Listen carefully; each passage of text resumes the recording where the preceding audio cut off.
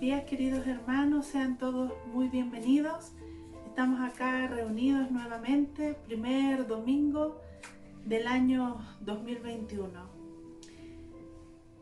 Templo Sion quiere saludarles, quiere darles las gracias por ser parte de este ministerio, por compartir tiempo cada uno de nosotros como hermanos en el Señor, y desearles que sea un año muy feliz y muy bendecido para cada uno de ustedes. Damos gracias a Dios por poder disponer de este medio y este tiempo para compartir la palabra. Vamos a comenzar haciendo una oración para luego sí pasar a la palabra. Amén. Bendito Dios, gracias por este día, gracias Padre amado, porque usted ha sido bueno, porque hasta este momento, Señor, usted nos ha guardado y ha bendecido, Señor, a cada uno de nosotros. A pesar de haber sido un tiempo difícil el 2020, usted ha estado con cada uno de nosotros. Gracias, Padre amado. ¿Cómo no bendecirle? ¿Cómo no glorificarle, Padre? Bendito Dios. En esta mañana le queremos pedir que sea usted, Señor, tomando el control de este culto para darle gloria y honra a usted. Que usted ponga palabras, Señor, en nuestros labios para que podamos agradarle, para que podamos, Señor, ser bendecidos cada uno de nosotros. Gracias, bendito Dios. Todo esto se lo pido en el nombre de su Hijo Jesús y de su Espíritu Santo. Amén. Quiero compartirles un versículo. La palabra está en el Salmo 147, versículo 1, en donde dice: alabar a Jehová, porque es bueno cantar salmos a nuestro Dios, porque suave y hermosa es la alabanza. Amén. ¿Cómo no darle la gloria y la honra, la alabanza a nuestro Dios? Porque Él se merece todo, lo podemos ver alrededor nuestro. Todo su poder en la creación que Él manifiesta, y a la vez por su inmenso amor que nos ha demostrado, que nos demostró al dar a su Hijo Jesús para que muriera por cada uno de nosotros. Gracias, Padre. Vamos a pasar a la palabra. Dejamos a nuestro hermano Carlos Agurto para que nos comparta la enseñanza del día de hoy. Hola hermanos, ¿cómo están? Los saludo cordialmente en el amor del Señor Jesús. Este es el primer culto del año 2021, primer domingo del 2021. Iniciamos una nueva etapa. Empezamos, siempre cuando termina un año, uno como que empieza de nuevo, quiere hacer cosas nuevas, se planifica, ¿cierto? Un año tan difícil como el año que se acaba de ir. Un año tan complicado, un año que nadie se esperaba, un año donde muchas personas, mucha gente lamentablemente perdió seres queridos, otros que se salvaron. Nosotros seguimos en pie, gracias al Señor. Les quiero desear un feliz año 2021 y espero de verdad, de corazón, que este año sea el año de la consagración. Un año donde estemos atentos y atendamos lo que Dios quiere realmente de nosotros, y que todos esos ripios, esas cosas que nos alejan de Dios, esas cosas que no nos permiten avanzar, que no nos dejan crecer, Dios quiera, Dios permita, y nosotros pongamos todo de nuestra parte, que se vayan y podamos de una vez y por todas ser los cristianos que Dios necesita, los cristianos que Dios quiere de cada uno de nosotros. Que no haya nada ni nadie que impida que usted y yo logremos lo que Dios quiere y espera para su obra, para nuestro propio bien. Nosotros somos seres humanos y siempre nos disculpamos de que no somos perfectos, no somos como Dios, que Dios es único, que Jesucristo es uno solo. Sin embargo, dejamos de lado muchas veces que Dios nos dejó su Espíritu Santo para poder lograr lo que Él espera de nosotros. Y la Biblia es categórica al decir que Él jamás va a dar una prueba que nosotros no podamos resistir. Y más aún, no solamente nos dice eso, sino que también, junto con la prueba, el mismo Dios nos da la salida. O sea, no podemos quejarnos, no podemos decir que no podemos, no podemos hacer o que nosotros mismos provoquemos que nuestras debilidades, nuestras dudas, las cosas que nos afectan física o psicológicamente, no nos permitan llegar a ser el blanco perfecto y hacer lo que Dios espera de nosotros. La Biblia está llena de ejemplos de personas que nunca fueron consideradas. La Biblia está llena de ejemplos de mujeres estériles que fueron madres. Y lo repite una y otra vez, se reitera el patrón. Dios nos está diciendo a cada momento y nos está diciendo que Él va a hacer la obra, que Él es el que tiene el poder, ninguno de nosotros. Cuando el Señor llama a alguien a sus caminos, cuando el Señor elige a alguien, hay una razón, hay un principio, hay algo fuerte, hay algo profundo que Dios ve que nosotros como seres humanos no somos capaces de ver. Siempre que Dios elige a alguien, y no solamente a los héroes de la Biblia, sino que en la vida cotidiana, a través de toda la historia de la humanidad, siempre que Dios elige a alguien, los seres humanos, lamentablemente o afortunadamente, vemos, y digo afortunadamente porque así nos damos cuenta de que Dios siempre tiene la razón, nosotros vemos las apariencias, no nos damos cuenta de lo que Dios ve, y que Dios ve el corazón de las personas.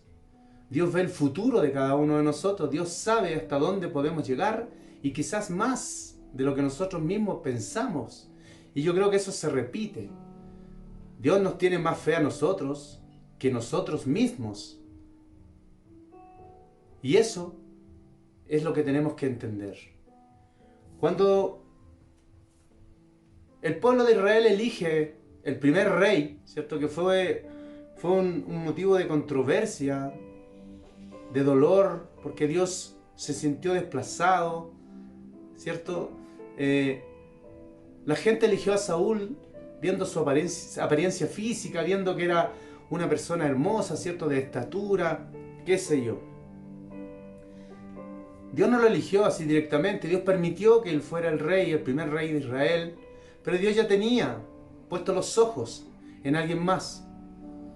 Dios no se hace problema en dejar que una persona haga algo. Dios no se hace problema en que algunas personas quieran un cargo de eminencia y aunque no era el llamado, Dios lo permite que se ponga adelante.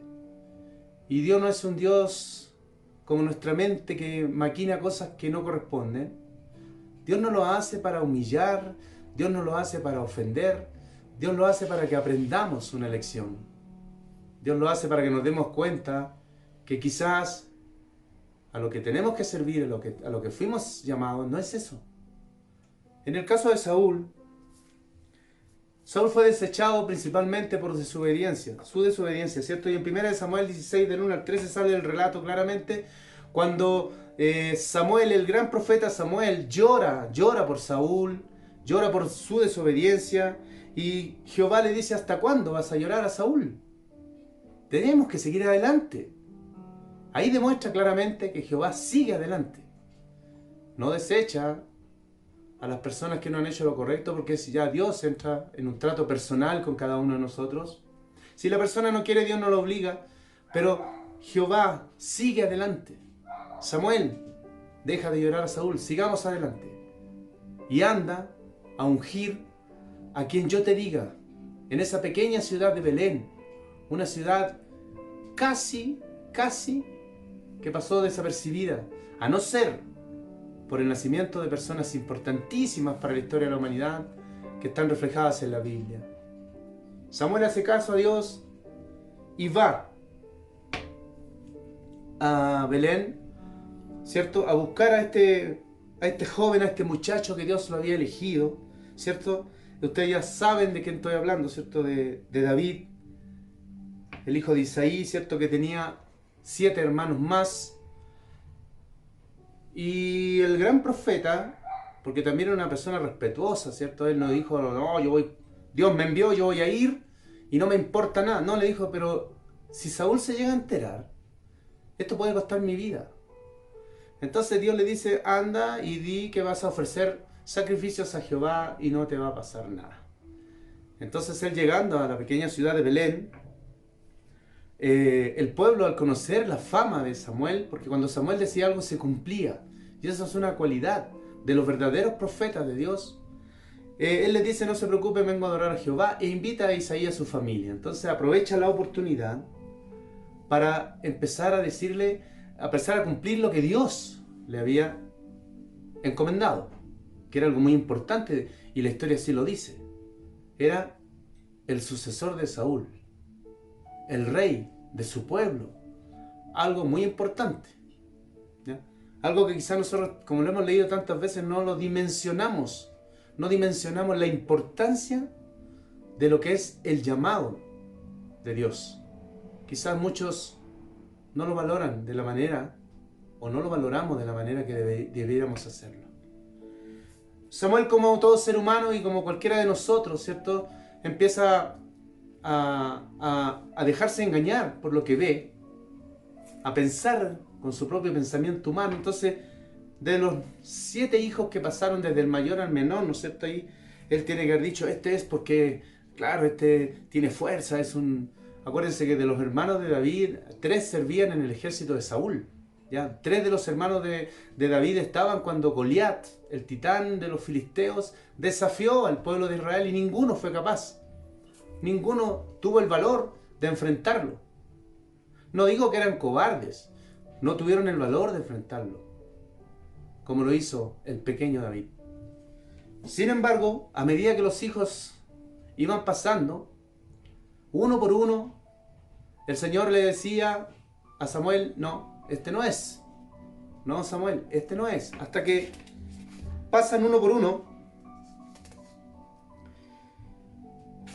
y faltaba uno, ¿cierto? Le dice, ¿estos son tus hijos? No, me falta uno. El más pequeño. El más pequeño. El mismo padre, Isaí, el mismo padre, no había considerado a su pequeño hijo, pensando como cualquiera de nosotros, que el mayor tenía que ser, o por último el siguiente, o el tercero, o el cuarto quizás. David, como la tradición de los judíos decía, el más pequeño tiene que hacerse cargo de las ovejas, estaba trabajando en lo que el Padre le había encomendado. Sabemos que David era un gran pastor, ¿cierto? Eso hace referencia al buen pastor. Es una de las cualidades de Jesucristo, de Dios. Entonces, mandan a buscar a David, y Dios le dice a Samuel, este es el que yo he elegido. Un niño delgado, inocente, pequeño, pasado a campo, ¿cierto?, a oveja. Pero la historia, la Biblia dice que David, mientras pastoreaba las ovejas, conversaba con Dios. Eso quiere decir de que él era una persona que tenía comunión con Dios. Y comunión significa tener en común. Cuando usted tiene comunión con Dios, cuando yo la tengo, es porque tenemos cosas en común. ¿Ya? Entonces, Jehová una vez más nos demuestra que Él no ve la apariencia de las personas, sino que Él ve el interior de cada uno de nosotros. Nosotros muchas veces quizás hemos visto personas que están predicando, que están alabando, que están cantando, que están evangelizando, y uno queda admirado, quizás por muchas cosas que uno ve desde afuera. Pero Dios ve lo interior, lo que realmente somos. Y como siempre he dicho, es bueno saber que tenemos las motivaciones correctas para servir a Dios, que no estamos siendo engañados por nosotros mismos, porque yo quiero llegar y quiero ser el pastor de la iglesia, yo quiero ser el maestro de la iglesia, yo quiero ser el ministro de alabanza, yo quiero ser el evangelista, yo quiero ser más que todos, yo quiero ser el que lleve la iglesia adelante, y sin mí la iglesia se va a hundir. Esa no es una motivación correcta. Aquí Dios nos demuestra claramente que si Saúl no cumplió, Dios ya tenía un plan, y era el plan original, y era el ungido de Jehová. Entonces, el Señor ve a David, conocía a David, lo llama. David tenía entre 15 y 19 años y lo unge como rey. Y después de esto, el profeta, cumpliendo su instrucción, cumpliendo su misión, se devuelve a Ramá. Ahí termina el versículo 13 del capítulo 16. Entonces, David no asume inmediatamente el reinado porque Saúl todavía era rey, ¿cierto? Pero la pregunta que siempre me he hecho es, ¿qué es lo que ve Dios en David? La Biblia está llena de ejemplos, como yo les decía, de personas que fueron desechadas por los demás. Y quizás eso es lo que hoy día te está pasando a ti. Quizás, a pesar de que usted quizás no lo crea, quizás es lo que me está pasando a mí. A lo mejor yo no le creo a Dios como Él me cree, como Él cree lo que yo puedo hacer. Él tiene la certeza y la seguridad de lo que yo puedo llegar a hacer. Pero yo no. Quizás muchos te han dicho, no, tú no puedes hacer eso.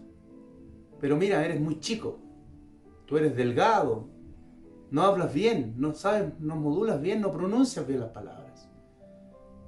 Oye, tú eres de una familia demasiado pobre, ¿cómo vas a estar entre los que están en eminencia?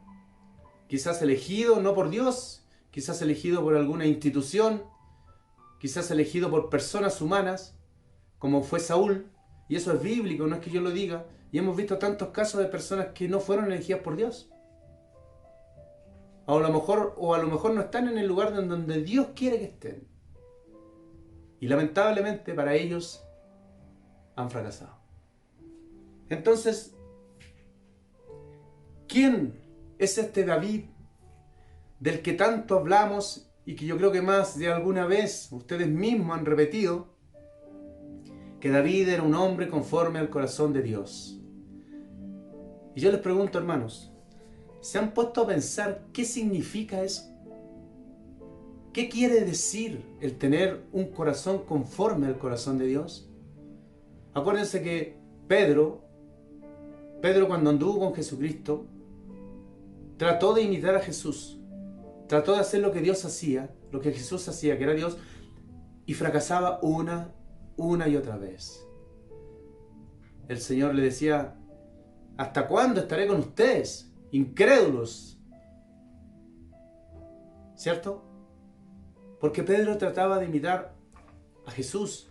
Sin embargo, cuando Jesús parte de la tierra y el Espíritu Santo toma a Pedro, Pedro hizo milagros por montones. Pedro, según la tradición y los historiadores, dicen que Pedro hasta resucitó gente en el nombre de Jesús. ¿Me entiendes? Nosotros tenemos que imitar a Cristo sin perder nuestra identidad, sin dejar de ser nosotros mismos. Yo no soy el apóstol Pablo. Yo no puedo llegar a ser nunca el apóstol Pablo. Y si tú, con tus debilidades y lo que eres, te estás comparando con el apóstol Pablo, estás perdiendo tu tiempo porque tú no eres él. Tú no eres el pastor de la iglesia, tú eres tú. Y Dios te hizo a ti con un diseño original y eres único en este mundo y nadie va a hacer las cosas que tú vas a hacer, que yo voy a hacer. Entonces, David, como les dije al principio, nació en Belén, ¿cierto? Una ciudad que está a 10 kilómetros al sur de Jerusalén. En el año 1040 aproximadamente, descendiente de la tribu de Judá, bisnieto de Ruth y de Booz. Era el menor de 8 hermanos, siempre se destacó por su valentía, por su coraje. Él era un músico y un poeta, ¿cierto? Todos saben que a David se le atribuyen 73 salmos y de los desconocidos, no sé si habrá alguno que haya escrito él, pero por lo menos 73 salmos se le atribuyen a este hombre que tenía el corazón conforme al corazón de Dios. Fue el mejor rey que tuvo Israel. Juntó las tribus de Israel. Fue el mejor amigo de Jonatán, su cuñado, el hijo del rey Saúl. Fue el que derrotó a Goliat en el nombre de Jehová. No en el nombre de David, en el nombre de Jehová, de los ejércitos. Dios lo usó para que él derrotara al gigante Goliat, al que todos le temían. al que se burlaba del pueblo de Dios.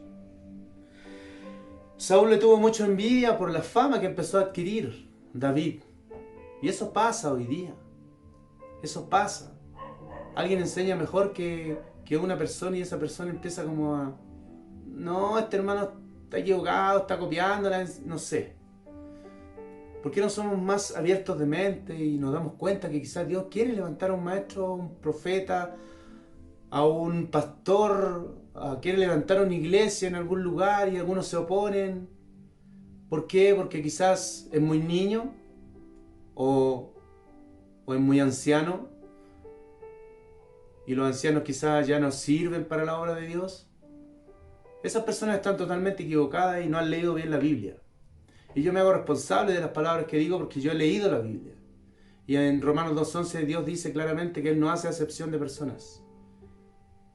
Y si Caleb a los 80 años tenía la fuerza de un hombre de 40, y si Abraham fue padre a los 100 años, entonces que me expliquen claramente por qué un anciano no puede servir en el reino de Dios con tanta sabiduría. Y si es un hijo de Dios, tiene mayor sabiduría todavía. ¿Por qué nos tomamos la atribución de desechar personas? No hemos sido llamados ni para juzgar ni para desechar. Nosotros fuimos llamados a agradecer a Dios por haber sido llamados, por no estar en un lugar que quizás sea nuestra perdición, y por dar nuestro testimonio abiertamente y sin mentiras para que los demás se den cuenta que si lo hizo conmigo lo puede hacer con cualquiera. ¿Quién soy yo para que Dios me haya elegido? Soy nadie. Solo Dios lo sabe. Él formó la conocida ciudad de David, ¿no es cierto? De David, que es Jebús, que posteriormente se llamó Jerusalén. Entonces, la pregunta que yo me hago y les decía recién, ¿quién es David? ¿Quién es David Cruz? ¿Quién es Said? ¿Alguien lo conoce? ¿Quién es Mariel? ¿Quién es Karina? ¿Quién es Rosita? Lorena, Iván. ¿Quiénes son ellos? ¿Alguien los conoce? Dios los conoce. Y eso es suficiente. Es más que suficiente para que esas personas, estoy poniendo ejemplos, para que esas personas se den cuenta de la importancia del llamado de Dios. ¿Y qué es lo que tienen esas personas que otros no tienen?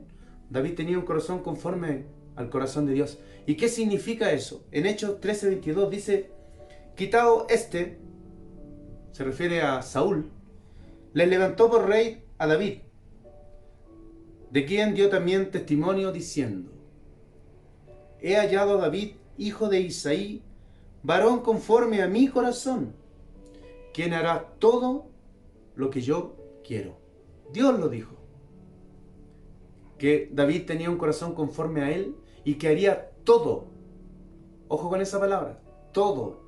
Yo, el hermano Carlos, no ha hecho todo. Sigo fallándole a Dios. Dios eligió a David porque sabía que iba a hacer todo lo que Dios le dijera. ¿Qué significa tener un corazón conforme al corazón de Dios? Primero, David era un hombre que buscaba la presencia de Dios siempre. Sabemos la historia que sale ahí en 2 de Samuel 6, ¿no es cierto?, donde David toma 30.000 hombres y se van en busca del arca porque él quería tener la presencia de Dios cerca de él. Usías y Ahío, hijo de Aminadab, ¿cierto?, que eran hermanos, eran los que iban a cargo del carro que llevaba esto tirado por animales, ¿cierto? Ahío iba adelante y el carro empieza a moverse. Usías intentando ayudar. Cualquiera hubiera hecho eso, yo creo que yo lo hubiera hecho. Comete el error de tocar o de mirar y Dios, en su enojo, interpreten bien eso y busquen qué significa. Usías muere. Esto provoca el dolor inmenso de David. Era su amigo. Sin embargo, eso no detuvo a David. No dijo, ¿saben qué, muchachos? No hagamos nada, porque Dios está enojado. Mira, acaba de morir Usías. Yo no estoy de acuerdo con esto. No era justo. ¿Alguien le va a enseñar a Dios lo que es justo? No estoy de acuerdo con que Dios haya hecho esto. Eso no derribó a David. David, en el mismo relato, dice que él después vuelve a buscar el arca. Y el detalle de todo eso sale en Primera de Crónicas 15, ¿cierto? Donde él se da cuenta que son los levitas los que tienen que transportar el arca. Y David, al ver que Dios había congraciado con él por la bendición que había hecho de una prueba en la casa de Obed-edom, donde este arca había quedado por 3 meses por el miedo, el temor de David, por el error que había cometido, él se da cuenta y la trae de vuelta. Y Dios empieza a bendecir y él danzaba como nunca un rey había danzado, se olvidó de su condición de rey. Esto se interpreta como que Dios prácticamente se desnudó, quedó en ropa interior, ¿cierto? Con paños menores. Sin embargo, eso a él no le importó. El versículo 6, 21 al 23 dice, porque su esposa se avergüenza de él, entonces le dice, entonces David respondió a Mical, fue delante de Jehová quien me eligió, en preferencia a tu padre y a toda tu casa, para constituirme por príncipe sobre el pueblo de Jehová, sobre Israel. Por tanto danzaré delante de Jehová. Y aún me haré más vil que esta vez, y seré bajo a tus ojos, pero seré honrado delante de las criadas de quienes has hablado. Y Mical, hija de Saúl, nunca tuvo hijos hasta el día de su muerte. Si alguien te dice, ¿por qué haces eso? Si tu corazón está dirigido por el Espíritu Santo y tú sabes que eso agrada a Dios, aunque alguien te diga, aquí pone el ejemplo a la esposa, la más cercana de David, la reina, aún así David no le hizo caso. Entonces siempre van a haber personas que nos van a criticar por lo que estamos haciendo. Sin embargo, si la motivación es que queramos tener la presencia de Dios cercana siempre a nosotros, eso quiere decir que tenemos que orar, tenemos que leer la palabra de Dios, tenemos que tener comunión con Dios. Si nosotros anhelamos eso, si amamos eso, es una de las cualidades de tener un corazón conforme al corazón de Dios. Número 2, su pasión fue la casa de Dios. ¿Ya? El Salmo 27:4 dice, una cosa he demandado de Jehová, esta buscaré, que esté yo en la casa de Jehová todos los días de mi vida, para contemplar la hermosura de Jehová, para inquirir en su templo. El 69:9 dice, porque me consumió el celo de tu casa. Un versículo muy mal interpretado por algunos. Y los denuestos de los que vituperaban cayeron sobre mí. Entonces, el Salmo 92, del 12 al 15 dice, el justo florecerá como palmera, crecerá como cedro en el Líbano, plantados en la casa de Jehová, en los atrios de nuestro Dios, florecerán. Aún en la vejez, fructificarán. Ojo, aún en la vejez. Estarán vigorosos y verdes, para anunciar que Jehová mi fortaleza es recto, y que en él no hay injusticia. Aquel que no anhela estar en la casa de Dios, y sabemos que el templo somos nosotros, pero tenemos que congraciarnos con nuestros hermanos, tenemos que estar ahí trabajando, preocupados el uno del otro. Una fe sin acción es una fe muerta, una fe que no hace obras, una fe que no es viva, una fe que no se nota, es una fe muerta. Si usted no hace algo por sus hermanos, si a usted no le gusta estar con sus hermanos, aún con los que nos caen mal, por decirlo de alguna manera, porque nosotros, a través de nuestro caminar cristiano, nos hemos dado cuenta que no somos personas muy gratas. Pero aquí dice claramente, y me gusta mucho lo que dice el Salmo 92:13, dice, plantados en la casa de Jehová. Plantados, no aquellos que andan de pasada, no los que entran y salen de la iglesia, los que van porque es que hoy día no va a ir mi amigo, yo no voy a ir, no, ¿sabes qué? A mí el pastor no, ya definitivamente no lo paso, o el hermano X, no lo tolero, porque él dice una cosa y hace otra. Nosotros no vamos a juzgar ni a ver el comportamiento de los demás, nosotros vamos a adorar a Dios, a pedirle perdón, a sentir su presencia, a estar ahí, donde Dios nos pida que estemos. Número 3, un corazón de servicio.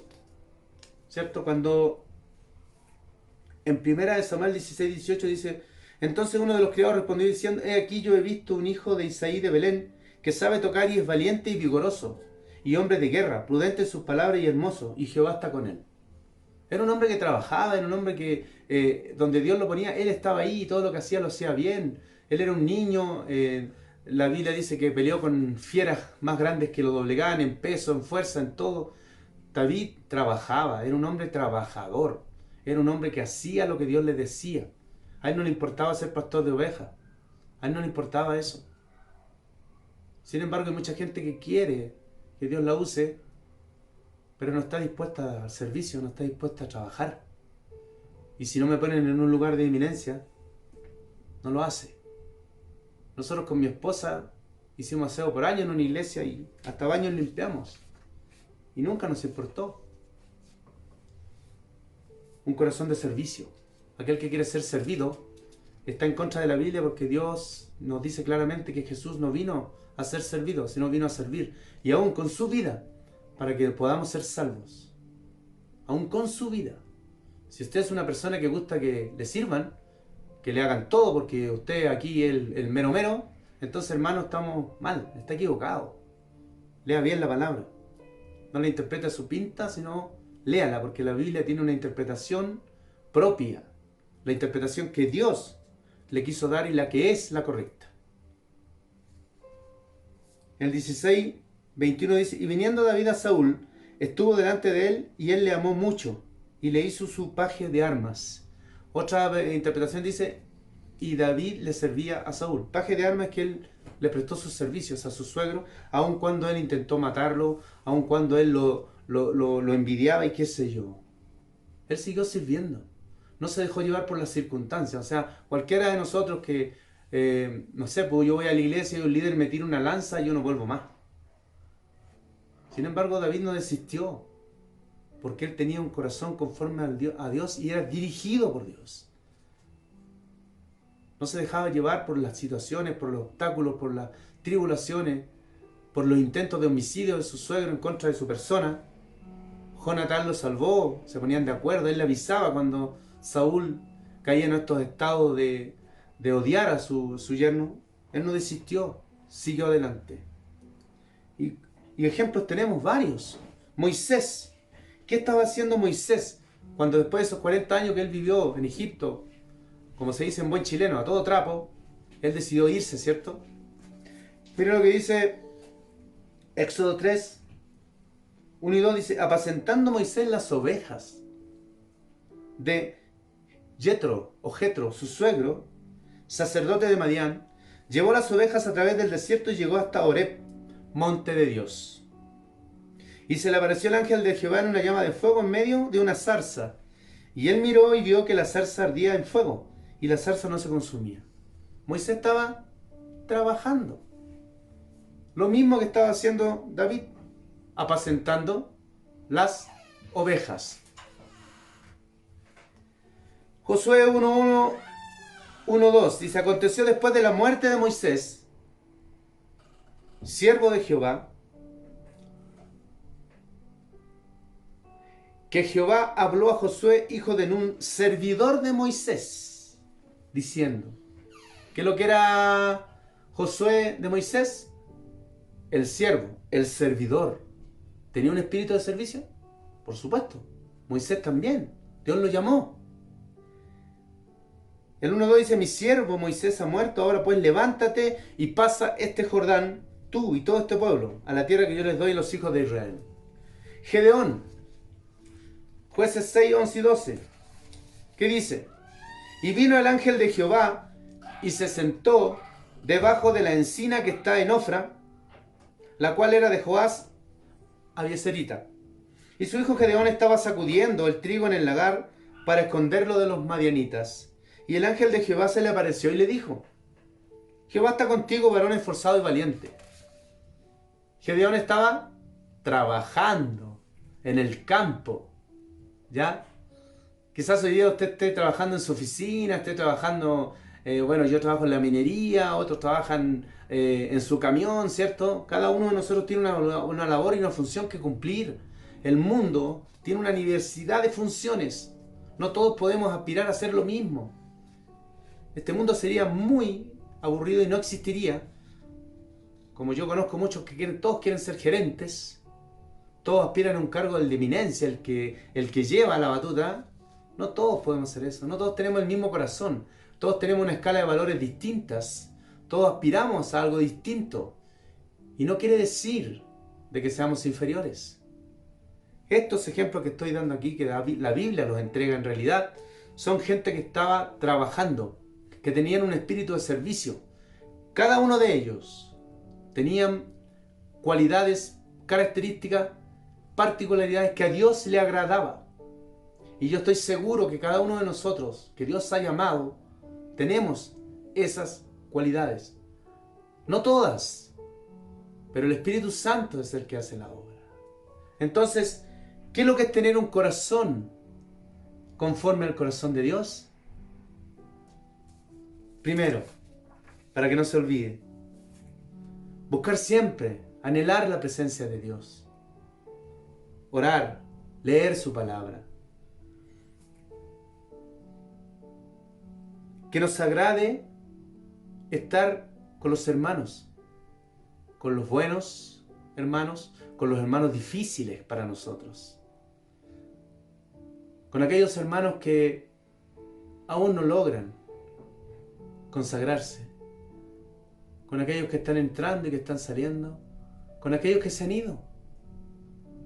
Debemos amar, estar unidos como hermanos.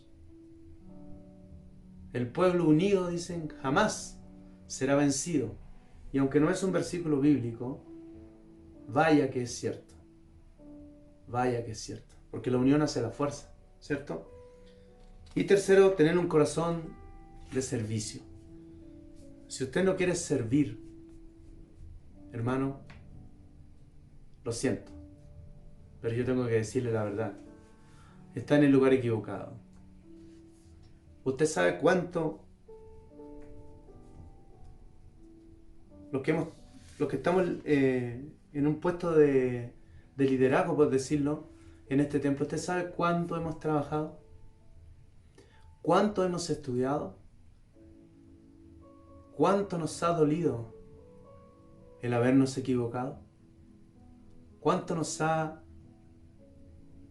afectado el que nos hayan atacado o culpado? Pero Jesucristo, sin tener ningún solo pecado, fue abofeteado, escupido, latigado, humillado, crucificado, y jamás profirió algo en contra de ninguno de nosotros. El ejemplo más claro es Jesucristo. Mateo 13:55. ¿No es este el hijo del carpintero? ¿No se llama su madre María y sus hermanos Jacobo, José, Simón y Judas? ¿Qué es lo que nos quiere decir esto? Nosotros los seres humanos estamos acostumbrados a quedarnos con la versión anterior de todas las personas. El alcohólico, el adúltero, el mentiroso, el ladrón. ¿Saben por qué? Porque esas personas que se quedan con la versión anterior y son muy rápidos para juzgar, y es porque no tienen la capacidad de ver los cambios en las personas, no tienen la capacidad de ver que esta persona ha sido transformada, ya no es lo mismo. No tiene la capacidad de decir o de reconocer: oye, este hermano yo lo conocí así, mira ahora cómo está. Bendito sea el Señor. Porque si lo hizo con él, vaya, yo tengo un amigo, un familiar, que también pasó por lo mismo y lo va a hacer. Nos quedamos con el hijo del carpintero y no nos damos cuenta que es el Salvador del mundo.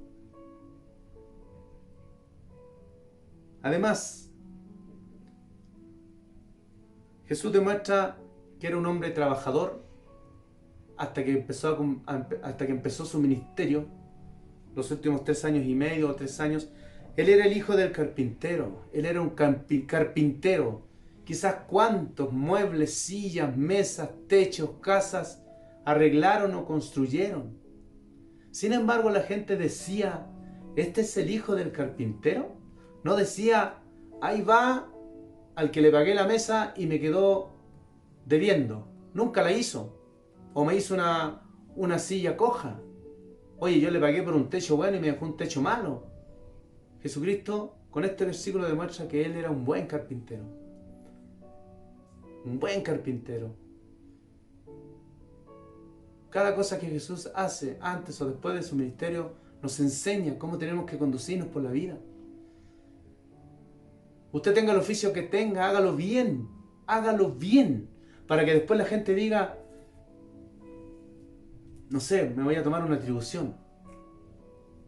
Oye, este no era el que me hacía los fletes desde Sodimac hasta mi casa, hasta las mineras. Y hoy día mira cómo está transformado. Oye, este no es el que andaba limpiando autos. Que sea de buen testimonio, que sea un testimonio real. Jesucristo aquí nos dice, Él no era el gerente, Él no era el dueño, Él era el hijo del carpintero. Y quizás cuántos de nosotros, así como David, Moisés, Josué, Gedeón, Jesús, somos hijos de alguien que tiene un oficio menor. En cuanto a preparación intelectual, no así en importancia. Porque aquella persona que trabaja en un camión, aquella persona que trabaja limpiando autos, o cualquier oficio, los que sacan la basura, son absolutamente necesarios. Si no, yo les aseguro, hermanos, que no lo harían. Y nadie les pagaría por eso. Entonces, no importa que te hayan rechazado muchas veces. No importa que te sientas inferior a los demás. Ora, lee la Biblia. Pídele a Dios un corazón conforme al de Él para que Él, que es el que hace todo, haga contigo lo que Él sabe que puede hacer. No te dejes engañar por ti mismo ni por los demás. Si alguien te dijo tú no, como a mí me lo dijeron muchas veces, no te dejes engañar. Tengo mucho que aprender, tengo mucho que entregar. Tengo mucho que pedir perdón, tengo mucho que cambiar. Pero jamás, desde que nací, con muchos problemas, mi mamá, que fue la primera, me enseñó a no rendirme, a no sentirme inferior a nadie, sino ser un agradecido de Dios. Y aquí estoy de pie, con una hermosa familia. Dios nos ha bendecido mucho. No es que no tengamos problemas, tenemos como toda la gente problemas, pero yo estoy seguro que este es el año de la consagración. Dios va a hacer grandes cosas en aquellos que estamos orando desde hace tiempo. Hermano, únete a la oración. No lo dudes. No te sientas que no necesitas orar, porque el diablo quiere que tú pienses eso, porque yo lo creí muchas veces y por mucho tiempo. Únete a la oración. Sé obediente con Dios. Respeta a las autoridades hasta que estas autoridades, mientras estas autoridades hagan la voluntad de Dios, hagan lo que Dios nos ha enseñado. Y si no, dejan de ser autoridades puestas por Dios. Respeta a los mayores por sobre todas las cosas. Respeta a los que nos han dejado algún legado, a los que nos han enseñado a caminar, a comer, nos han protegido. Gracias a ellos tuvimos alimento por muchos años y gracias a ellos quizás somos lo que somos.